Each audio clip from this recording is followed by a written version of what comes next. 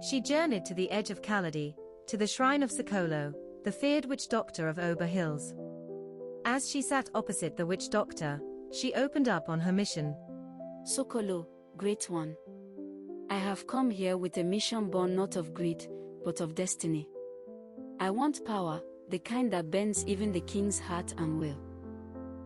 Power is not free, Agulu. And bending royalty is bending fire itself. Speak. What do you seek? I want the king, the queen, and all the kingmakers to obey my every word.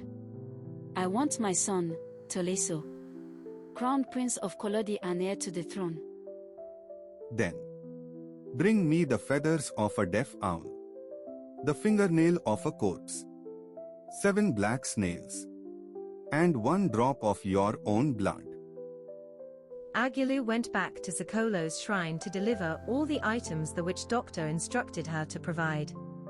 She was commanded by the witch doctor to come back with the fee in 21 days to collect the prepared charm. She did in 21 days, and the following instructions were further given by Sokolo. You must wear this bead at all times, except when you want to sleep with the king. You must not wear it when you go into the female washroom and toilet. You must not wear it when you go beyond Kaladi kingdom to another kingdom. If you do, the gods of that kingdom would trace the origin of the charm and wage a spiritual war against me. And when that happens, the waist bead would disappear. You will become powerless and attacked by the gods of Kaladi kingdom. Do you promise to obey this instruction? Yes. My father and my God. I will strictly obey these instructions. And armed with the magical waist beads, Agulu was poised to take actions, as her ambition dictated. She walked into the palace courtyard, confidently adjusting her magical waistband beneath her royal wrapper. The sky above is clear, but unsettlingly quiet. The first victim of the charm was the king himself. She walked majestically into the king's inner chamber uninvited. The royal tradition demanded that one going to see the king in his inner chamber must be invited. Before the king opened his mouth to challenge Agulu, she said, My lord, the king, I have come to you with a heavy heart. Can I have your grace to speak out? Yes. My pretty wife. You have my grace. Speak. Whatever is the problem shall be resolved. My king, my heartache starts from your speech now. You have never ever addressed me as your queen. I feel like I am more or less a palace maid. It is humiliating. And my son, Tolaso, has become just a son since the birth of the presumed crown prince. Your oath to adopt Tolaso and crown him a prince has been thrown into the bin. Why did I accept to marry you and cure the royal baroness? I. Stop. Stop lamenting. Agulu. You are a queen as long as you are married to me, the king. The oath has not been broken, and my son, Prince Tolaso, shall reign on this throne after I join my ancestors. Okay. I am going to change that tradition and make Tolaso the heir apparent. Be happy and trust me. Agulu did not actually trust King Okposisi and his words, but had confidence in her waist bead. Nevertheless, King Okposisi's heart had been captured, and all in his mind was to convey a meeting of the Council of Chiefs, and requested a change of the tradition. King Okposisi invited Chief Kroboso, the Olo of Kaladi Kingdom and the second in command to the king, for consultation.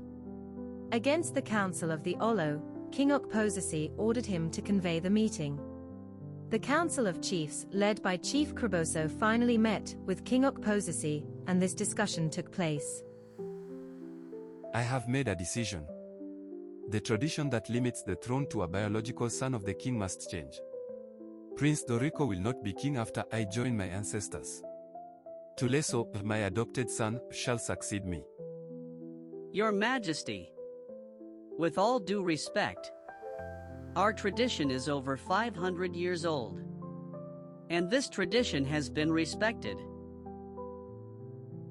I have spoken. And that is final.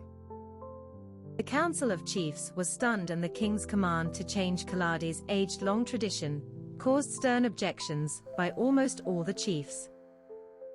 Chief Kroboso, the Olo of Kaladi Kingdom, gave tacit support to the king, but did nothing to convince other chiefs to support the king. They were dismissed by the king, and they left the palace resolved to not ever attend the crowning of Tolaso as heir to the throne. Amongst the members of the Council of Chiefs were 7 kingmakers, whose responsibility is the crowning of the crown prince and heir to the throne. Agulu, sensing the body language of the chiefs, as they left the palace disgruntled, decided to visit the Olo that night, with hopes that she could reach out to other chiefs. Details of her discussion with the Olo followed. Chief, I am here to discuss the fate of my son, Tolaso. You know everything about my marriage to the king and also the king's oath to adopt my son as the crown prince. But now, the oath is broken and my son is left in limbo. I need your help. As the king has commanded, Tolaso shall be king after his father. The only hurdle between him and the throne is the age-long tradition which our people, including members of the Council of Chief, uphold. And convincing these members is not an easy task. But you are the Olowo and the second in command to the king. You can use your position to compel the other chiefs to obey the king's order. It is said in Kaladi Kingdom that an okra plant cannot be taller than the farmer, not to bend and harvest it. Yes, that is true. But we need patience with this issue. I can assure you of my efforts to convince, especially the kingmakers. Please give me time to handle it. One by one, she tried to dismantle the kingmaker's resistance, by not only invoking the powers of her waist beads, but also by offering sums of money to each of them. In all her efforts, 6 of the 7 kingmakers refused to betray tradition, fearing the spiritual repercussions from the gods of their land. Meetings of the Council of Chiefs were suspended indefinitely. Tensions rose. And then, the king fell ill. Struck by a strange ailment, King Okposisi could no longer speak nor walk. The throne weakened. And Agulu made her move on Queen Mogiwi. She knew that the days of King Okposisi were coming to an end, and she had to descend fully on the royal household and the kingdom. She barred the Olo and the chiefs from seeing their sick king in his bedroom. Chiefs, you are all welcomed. But you cannot see the king today. He is taking a rest as advised by the palace doctor. Okay, can I go in and see him alone? I am his second in command and I have the mandate to see him. Are you trying to overrule the instructions given by the palace doctor? Are you a doctor? As a matter of fact, all of you should leave the palace now. And don't come back here until the king invites you. Confronted Queen Mogiwi in the palace lounge, snatched the crown from her head, and unleashed these instructions. From now on, you will not sit here wearing this crown. You can wear it only in your room. You will eat when I order the palace cook to serve your food. You will not attend to visitors to the palace. And you must obey my instructions in this palace. Am I understood? Yes. Agulu. Agulu ruled the palace like a serpent in silk. Maids, guards, even the palace dogs, obeyed her voice. And Zoriko. He, the rightful heir, was demoted to palace servant, forced to wait on Tolaso. For 5 years, Agulu's shadow stretched long across Kaladi's palace. Her charm ruled the throne, the people, and the future. Then, Hope arrived, dressed in royal blue. The royal entourage of King Gisu, Sokolo of Koloba Kingdom, was received by Agulu and led to the palace lounge. He was offered to sit on King Okposisi throne, while Agulu usurped Queen Mogiwi throne and sat on it.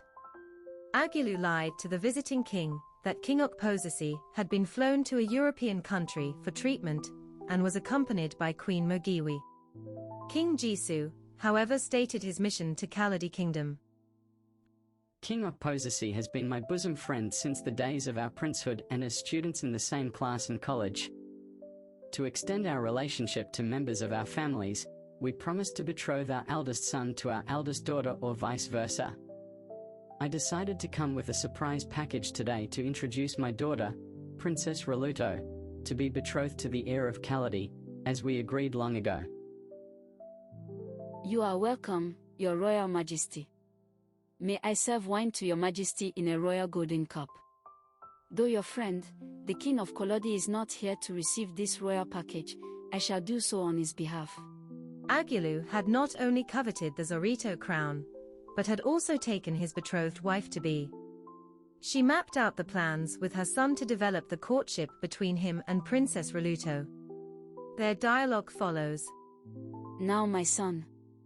This is the beginning of your right to the heir of the throne. The kingmakers cannot crown a prince without a wife. So, you should get used to visiting Princess Roluto frequently and make her fall helplessly in love with you.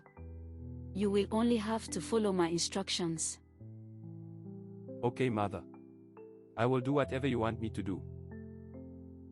Meanwhile, Zoriko, who witnessed the visit of King Gisu and his daughter, and also how Agulu introduced Tolaso as the crown prince, sneaked into his mother's room to brief her about the developments.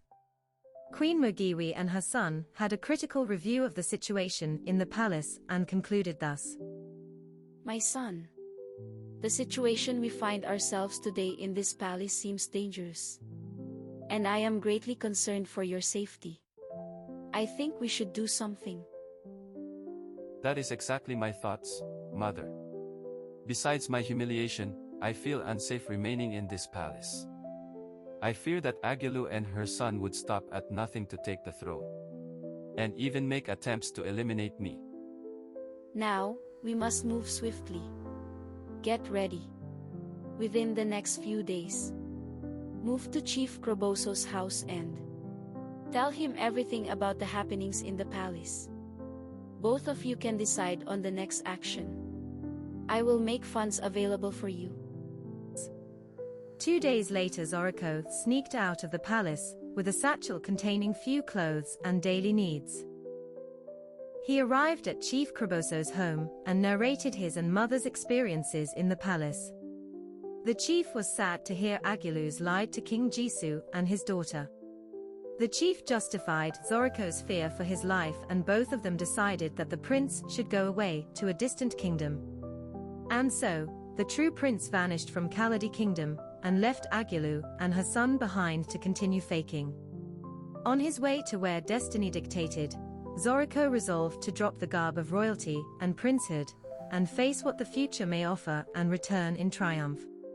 What happens next? How is a prince fed with royal golden spoon going to weather through the rigors of the everyday life of a commoner? Watch out for conclusive part 3.